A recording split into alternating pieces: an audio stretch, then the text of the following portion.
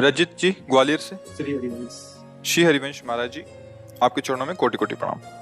महाराज जी, किसी न किसी कारण से असफल हो रहा हूँ, अतः मेरा मुख्य उद्देश्य परमार्थ की प्राप्ति है, लेकिन छोटे छोटे उद्देश्यों में जो असफलता मिलती है, भक्ति और असफलता के बीच सामंजस्य कैसे स्थापित करूं? मतलब आपका कथन है कि यदि मैं भक्ति कर रहा हूं तो मुझे सफलता सांसारिक मिलनी चाहिए, ऐसा नहीं है। मेन उद्देश्य तो सफलता मतलब आत्म सिद्धि है, परमार्थ की प्राप्ति है, लेकिन गृहस्थ जीवन में होते हुए रोटी कपड़ा मकान, अगर उसकी प्राप्ति नहीं हो रही, छोटी छोटी सफलताएं नहीं मिली, तो उसके लिए क्या? आज तक भूखे रहे हो क्या? नंगे रहे हो क्या? आप समझो, मेरे प्रभु जो है इतने करुणामय कि हम आप तो मनुष्य हैं, जो पशु पक्षी हैं, कीट पतंगे हैं, बहुत सी ऐसी योनियां हैं जिसको हम देख भी नहीं पा रहे, प्रभु उनको भी भूखा नहीं रखते। उनका नाम विश्वम्बर है। अब हमारी चाहतों की सफलता है। बात समझो, आपने जैसे सहज में कह दिया रोटी कपड़ा और मकान, तीनों से आप खाली नहीं हैं। ईमानदारी से बोलो, जिस दिन तुम नंगे घूमे हो और जिस दिन तुम्हें छत के नीचे न रहने को मिला हो और जिस दिन तुम भूखे रहे हो, वायु न मिली हो, जल न मिला हो सकता है अन्न न मिला हो, लेकिन प्राण पोषण के लिए दो आवश्यक है, वायु और जल, है ना? अब हमारी बात असलियत में, हमारी जो शरीर पोषण जीने की आवश्यकता है वो तो सबकी पूर्ति हो रही है। आप देख लीजिए, चाहतों की पूर्ति शब्द है। हम लोग क्या करते हैं कि असली ज्ञान को छुपा करके नकली बात बोल देते हैं, जिसमें सब हाँ में हाँ मिला दे। ये नकली बात है कि हमें रोटी कपड़ा और मकान तो चाहिए, पक्का प्यारे वो पशु पक्षियों को भी देता है। घोंसला बनाने की, आप देखो उनके घोंसले कैसे बने, आप बनाने में फेल हो जाएंगे। नहीं फेल हो जाएंगे? कैसे वृक्ष में कैसे हिलगा के उनको बुद्धि दी, किस स्कूल में जाके सिखाया उन्होंने? हरि ने दी, हरि ने। तुम अपने वास की व्यवस्था कैसे करो, ऐसे बना दिया। भोजन की व्यवस्था उनको सिखा दिया। कोई भी सृष्टि में ऐसा नहीं है जिसका माता की तरह भरण पोषण भगवान ना करते हो। हाँ, अलग अलग जिनको जैसा भगवान ने। अब हमारी जो असफलता है उसमें हमारी चाहत है, मैं कपड़ा तो पहनूं पर ऐसा पहनूं, समझना, रोटी तो खाऊं पर ऐसी खाऊं, मकान तो हो पर ऐसा हो। समझ पा रहे हैं आप? अब इसके लिए हमारा कर्म कार्य करेगा। पूर्व का प्रारब्ध यदि हमारा बहुत बुरा है तो आज तुम बहुत अच्छे आदमी हो, अच्छे मार्ग में चल रहे हो, वो आपको बाधा पहुंचाएगा, आपको सहना होगा। समझ रहे ना? वो आपको बाधा पहुंचाएगा। अब जो ये नाम हम आपको बता रहे हैं कि नाम जप कीजिए, धर्म से चलिए, वो युद्ध करेगा उस प्रारब्ध से, आपको वो गिरने नहीं देगा, आएगा। आप जो कार्य कर रहे हो उसमें सम्यक जो फल मिलना चाहिए नहीं मिला, आपको असंतुष्टता होगी, क्योंकि आपने ऐसे पूर्व में कर्म किए हैं। अब वो आपको बाधा पहुंचा रहे हैं, लेकिन आप भजन कर रहे हो ना, तो आपको निरुत्साहित होने नहीं देंगे। चलो, एक कर्म निष्फल हुआ, दूसरा हम 100 बार उसका अनुष्ठान करेंगे, कितनी बार निष्फल होगा? एक दिन तो सफल होगा ही नहीं, निकल जाओगे, निकल जाओगे। सफलता तुम्हारे चरण चूमेगी। प्रारब्ध कोई देवता नहीं है, हमारा किया हुआ पूर्व कर्म है। हम नया कर्म इतना बलवान करें कि उसको रौंद दे। बात समझे? और उसके लिए अब छोटी मोटी बात नहीं काम करेगी, छोटा मोटा कर्म काम नहीं करेगा। डट के हमें धर्म और डट के भजन विध्वंस करके, अगर विध्वंस ना होते तो फिर मोक्ष कैसे होता? मोक्ष को मतलब जानते हो? सब कर्म नष्ट हो गए अनंत जन्मों के, और इस जन्म के भी बिल्कुल मोक्ष, मतलब बिल्कुल मुक्त, अब कोई बंधन नहीं हो, भगवान का स्वरूप हो गया। तो हुआ तो इसी जन्म में, जो हमने साधना की, जो भजन किया, जो चिंतन किया, जो सत्संग किया, मारा इसने पूरी आग लगा दी। कर्मों को, संचित कर्म विध्वंस हो गए, जमा गोदाम क्रीमाण जो कर रहे हैं, ये चिपकाव फसाव वाले नहीं हुए, क्योंकि सब समर्पित कर दिए भगवान को। प्रारब्ध आया, भजन के बल से उसको भोग रहे हैं, वो मैं परास्त नहीं कर सकता, निकल गए आगे। सुदामा जी की दशा क्या थी? नहीं थी, ये भी व्यवस्था नहीं थी। परिणाम में क्या हुआ? जैसी द्वारिकापुरी वैसी सुदामापुरी। फल की चिंता मत करो तुम। असफलताएं और सफलताएं ये हमारे मार्ग की पड़ाव हैं, कोई गर्मी वाला, कोई सुखद वाला। मार्ग का चलने वाला पथिक इन पड़ावों में फंस करके अपने मार्ग को नहीं भूल जाता है। असफलता तुम्हारे जीवन की सफलता का स्वरूप बनेगी। बस डट करके ऐसा भजन करो, सत्कार्य करो जिससे पूर्व प्रारब्ध नष्ट हो जाए। सच्चाई की, आध्यात्मिक की बात यह है। अब चोरी, हिंसा, अधर्म आचरण तो वो तो पूर्व प्रारब्ध है ही, नया कर्म भी बिगड़ गया, दोनों मिलकर फिर आपको जीना मुश्किल कर देंगे। और होता है, देखो ना, पिता को मार डाला कि जल्दी मरे हम इस प्रॉपर्टी का दे, पिता को मार डाला और आप जेल गए, संपत्ति यूं ही पड़ी है, तीसरा उसका भोग कर, विवेक खत्म हो जाता है। विवेकवान बनो, जैसी भी परिस्थिति हो उसमें राजी होना सीखो, वो आपके ही कर्म का परिणाम है। और ऐसे नवीन कर्म करो कि विध्वंस कर दो उस प्रारब्ध कर्म को जो तुम्हें झुकाना चाहता है, मिटाना चाहता है। हमारी प्रार्थना को अगर आप समझोगे तो आगे बढ़ोगे। अपना ही कर्म को न काहू के सुख दुख कर दाता, निज कृत कर्म भोग सुन भ्राता। तो बोले संतों के पास क्यों जाया जाता है? यही समझने के लिए। अब हम क्या करें जिससे हमारा कर्म हमको परेशान न कर पाए? वो है ज्ञान, वो है भक्ति, वो है भगवान का आश्रय।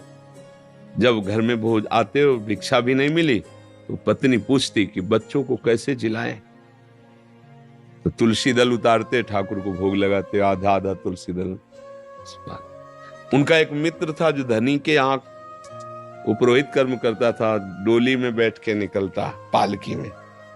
वो कहता है, सुदामा जी हमारे यहाँ जो सेठ है ना, उनके यहाँ चलो, थोड़ी देर श्लोक बोलना। सब व्यवस्था उनका, हमने तो अपना सेठ श्री कृष्ण को वर्ण किया है। अब वो भूखे रखे चाहे मारे, अब हम दूसरे की गुलामी नहीं कर सकते। हमने तो भगवान को अपना माना है। हिले नहीं तो भगवान का हृदय हिल गया। एक दिन प्रसाद पा रहे थे से एकदम ऐसे हो गए। रुक्मिणी जी मन की बात, तो उनका प्रभु, ऐसी स्थिति आपकी तभी होती जब कोई आपका भक्त भूखा होता है। तो भगवान के आंसू आ गए। हमारा पुराना मित्र है सुदामा, और कई दिन से उसके घर में भोजन नहीं, बच्चे। बोले प्रभु आप दुखी हो रहे हो, महालक्ष्मी स्वरूप आप आदेश करो, त्रिभुवन की राज्य लक्ष्मी उसके घर में। तो उनका बात तो यही कि उसके अंदर कामना नहीं है, और मेरे भक्त के अंदर यदि कामना नहीं होती तो माया मैं नहीं देता। मेरे भक्त के अंदर कामना नहीं होती तो मैं माया, और वो निष्काम भक्त है सुदामा, उसके अंदर कभी कामना आ ही नहीं सकती कि हे भगवान भोजन तो दे दो, कभी नहीं। तो रुक्मिणी जी ने कहा हम आपका दुख नहीं दे सकते। फिर हम कुछ रचती है, तो उनका नहीं, पहले हमें कामना पैदा करना पड़ेगा। भगवान सोच रहे पहले हमें भक्त के हृदय में कामना पैदा करना पड़ेगा। गए एक भिक्षुक के रूप में, जब सुदामा जी भिक्षा को गए थे, भिक्षाम दे, अतिथि धर्म गृहस्थ में बहुत बड़ा धर्म होता है, दरवाजे आए हुए का आदर करना चाहिए। तो कुछ ना हो तो वचन से है। निकली भिक्षाम दे, तो उनका भगवान हम भिक्षा देने लायक नहीं है। क्यों? उनका एक पुत्र हुआ है, इसलिए सूदक है। ठीक है, 15 दिन बाद आ जाएंगे। बोले मत आना, क्योंकि हमारे जो पुत्र हुआ है वो दरिद्र नामक पुत्र हुआ है, और इसका सूदक पूरे जीवन में नहीं जाएगा। अर्थात हम दरिद्र हैं, हमारे पास कुछ है ही नहीं जो मैं आपको दे सकूं। भगवान ने कहा सुना है तुम्हारे पति के मित्र द्वारिकाधीश भगवान है, जिनके मित्र श्री कृष्ण द्वारिकाधीश हैं, उनकी ये दशा, एक बार कहो ना अपने पति से कि अपने मित्र के पास जाएं।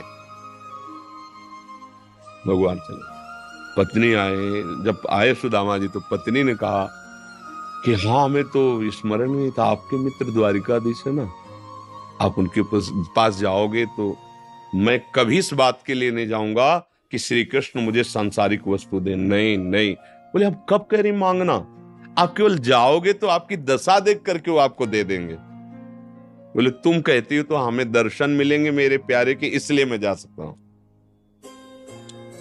अब मित्र के पास, गुरु के पास जाए तो कुछ ऐसा शास्त्रीय सिद्धांत है, कुछ भेंट ले जाए, बेटी के यहाँ जाए, गुरुदेव के यहाँ जाए, आराध्य देव के यहाँ जाए, ऐसा, और मित्र के यहाँ जाए। तो उनका भेंट के लिए, अब खुद खाने के लिए भेंट क्या। सुदामा जी की पत्नी उनका देखो प्रयास करती, 4-5 मोहल्ले के घरों में गई तो कुछ तो ऐसे थे, देखते ही बंद कर लेते थे दरवाजा, मांगेगी आके और क्या है। थोड़ा एक प्रिय भाव रखती थी। तो कहा हमारे पति द्वारिकाधीश से मिलने जा रहे हैं, कुछ उनकी भेंट के लिए। तो सूप होता है, सूप से जैसे पछोरा जाता है, अच्छे चावल पीछे हो जाते हैं, टूटे वाले आगे हो जाते हैं। वो टूटे हुए तंदुल जो वो दिए, किया ले लो आप। वो तंदुल लिए 3 मुट्ठी। अब उनके पास अच्छी रुमाल भी नहीं थी, क्योंकि सब पैसे से होता है, गरीब, इतने गरीब। अपनी फटी हुई कपड़े की धोती, उसमें चावल। पूरा बहुत बड़ा चरित्र पर जब भगवान के द्वार में पहुंचे, जहां ब्रह्मा और शंकर भी खड़े रहना होता है, वो द्वारिकाधीश का वैभव। द्वार पाए दरिद्र ब्राह्मण, फटी सी, इतनी बेवाई है, ऐसा शरीर है, आंखों में भगवत तेज समाया हुआ है भगवान। तो उनका भैया,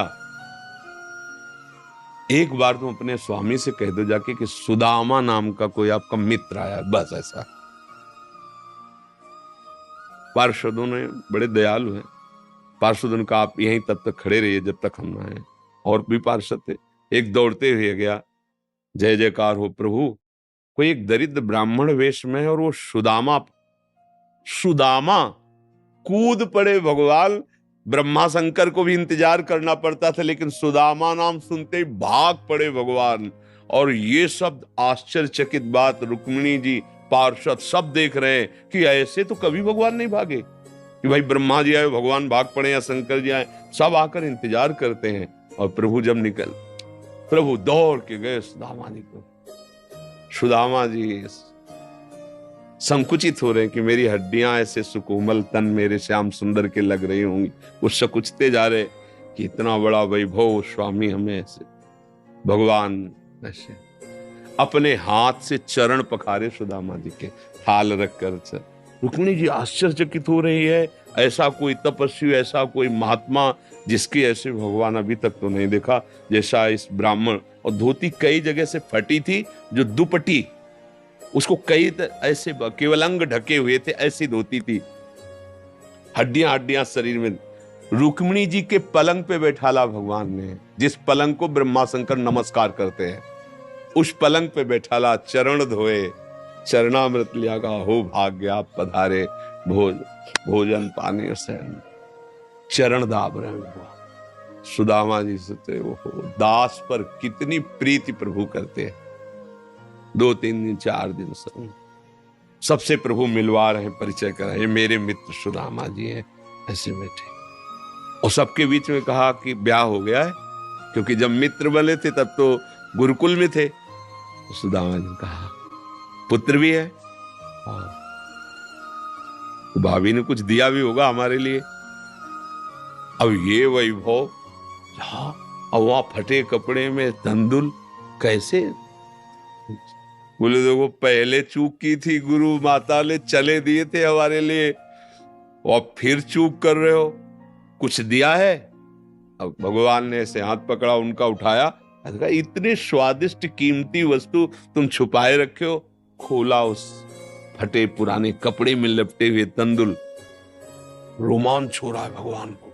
रुक्मिणी जी देख रहे हैं कि ऐसी प्रसन्नता से तो 56 भोग भगवान नहीं पाते द्वारिकाधीश, जैसी इस गरीब ब्राह्मण के तंदुल पार है भगवान। दूसरी मुट्ठी ली, तीसरी में रुक्मिणी जी ने हाथ पर, प्रभु बस इतना काफी है इनके लिए। 2 मुट्ठी में 2 लोग का वैभव सुदामा को। प्रगट में 25 पैसे भी नहीं दिए, एक भी वस्तु ले। 3-4-5 दिन आनंद लिए, फिर सुदामा जी से कहा कि तो भगवान ऐसे चले। सुदामा जी ने सोचा कि प्रगट में तो कुछ दिया नहीं, हमें लगता विदा करने चल रहे हैं, तो कुछ अगर 2-4 असरफी भी होंगी तो खान पान व्यवस्था तो चली जाएगी। भगवान ने कहा जो अच्छे अच्छे कपड़े पहनाए थे, रास्ते में कोई उतार सकता है तो उतार दो, अपनी धोती पहन लो। यहाँ पर धोती रास्ते बोले आप इधर से ऐसे जान, फिर वहां से मुड़ जाना। बोले हम तो आए थे तो रास्ता तो जानते ही, प्रभु चले जाए। और रास्ते में सोच रहे मेरे मित्र कितने कृपालु हैं, मुझे इसलिए नहीं दिया कि ये कहीं मेरा चिंतन छोड़कर धन का चिंतन न करें। हे श्री कृष्ण, सदैव आप जैसा ही मित्र मिले। सोचते सोचते आए तो देखा फिर वही द्वारिकापुरी। बोले मेरी बुद्धि मारी गई है कि वास्तविक यहाँ कोई रचना हो गई। यहाँ तो हमारी एक छोटी सी कुटिया थी, ऐसा ऐसा। देखा कि उनकी पत्नी जो है स्वर्ण थाल लिए दास दासियों से आरती उतारने। तो उनका तुम कौन हो? तो उनका आपकी दासी हूं, आपकी पत्नी।